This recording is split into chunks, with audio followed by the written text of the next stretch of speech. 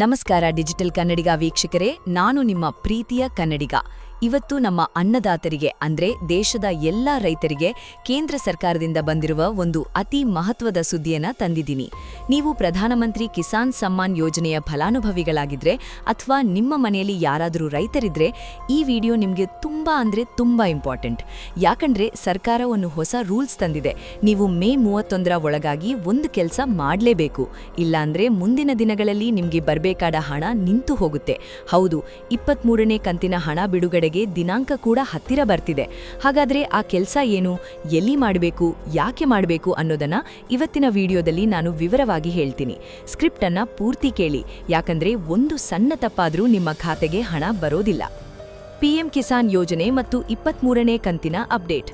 ನಮಗೆಲ್ಲ ಗೊತ್ತಿರೋ ಹಾಗೆ ದೇಶದ ರೈತರನ್ನ ಆರ್ಥಿಕವಾಗಿ ಬಲಪಡಿಸೋಕೆ ಪ್ರಧಾನಿ ನರೇಂದ್ರ ಮೋದಿಯವರು ವರ್ಷಕ್ಕೆ 6,000 ರೂಪಾಯಿ ನೀಡುವ ಈ ಪಿಎಂ ಕಿಸಾನ್ ಯೋಜನೆಯನ್ನ ಜಾರಿಗೆ ತಂದಿದ್ದಾರೆ.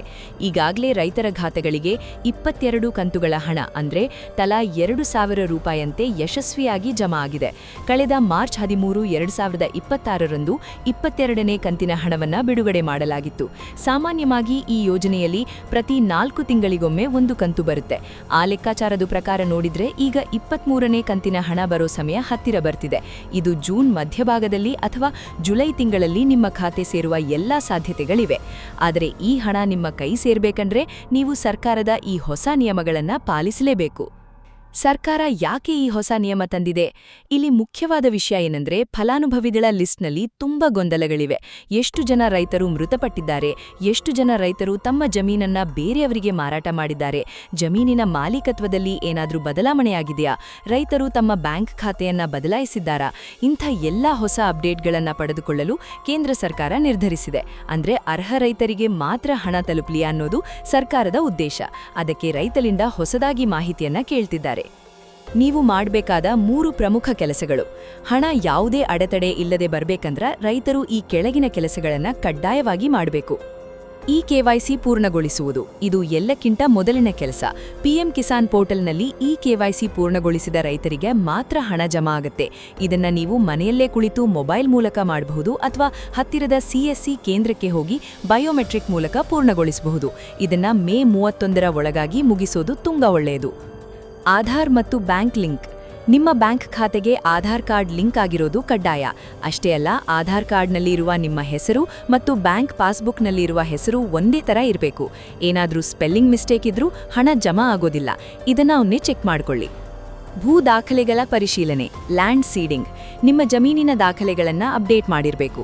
ಒಂದು ವೇಳೆ ಭೂ ದಾಖಲೆಗಳಲ್ಲಿ ಏನಾದರೂ ದೋಷ ಅಥವಾ ಮಿಸ್ಟೇಕ್ ಕಂಡುಬಂದ್ರೆ ತಕ್ಷಣವೇ ನಿಮ್ಮ ಗ್ರಾಮದ ಕಂದಾಯ ಅಧಿಕಾರಿಗಳನ್ನ ವಿಎಗಳನ್ನು ಸಂಪರ್ಕಿಸಿ ಅದನ್ನ ಸರಿಪಡಿಸಿಕೊಳ್ಳಿ. ಈ ಲ್ಯಾಂಡ್ ಸೀಡಿಂಗ್ ಪ್ರಕ್ರಿಯೆ ಸರಿಯಾಗಿದ್ರೆ ಮಾತ್ರ 2,000 ರೂಪಾಯಿ ನಿಮ್ಮ ಖಾತೆಗೆ ಬರುತ್ತೆ. ನಿಮ್ಮ ಸ್ಟೇಟಸ್ ಚೆಕ್ ಮಾಡುವುದು ಹೇಗೆ?